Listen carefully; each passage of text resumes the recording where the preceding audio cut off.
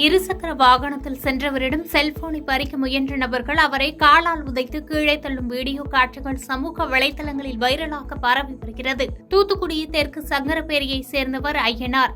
Lorry ஓட்டுநராக பணியாற்றி வரும் இவர் தனது இருசக்கர வாகனத்தில் சொந்த வேலை காரணமாக மதுரை பைபாஸ் ரோட்டில் இரவு நேரத்தில் சென்று கொண்டிருந்தார். அவரை பின்தொடர்ந்து மற்றொரு பைக்கில் வந்த 2 வாலிபர்கள் திடீரென ஐயனாரிடமிருந்து செல்போனை பறிக்க முயன்றனர். அவர் கொடுக்க மறுத்ததால் காலால் ஐயனார் இருசக்கர வாகனத்தை எட்டி உதைத்து கீழே தள்ளிவிட்டு மர்ம நபர்கள் வேகமாக அங்கிருந்து சென்றனர். கீழே விழுந்ததில் ஐயனாருக்கு இடது காலில் முறிவு ஏற்பட்டது.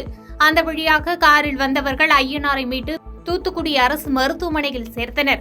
இந்த சம்பவம் குறித்து சிப்காட் காவல் நிலைய இன்ஸ்பெக்டர் மோகன்ராஜ் கொலை முயற்சி வழக்கு பதிவு செய்து விசாரணை நடத்தி வருகிறார்.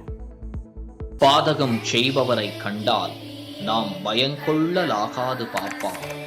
மோதி மிதித்து விடு பாப்பா, அவர் முகத்தில் உமிழ்ந்து விடு பாப்பா. அண்மை செய்திகளை உடனுக்குடன் தெரிந்து கொள்ள இணைந்திருங்கள் இயம்நாடு தொலைக்காட்சியுடன்.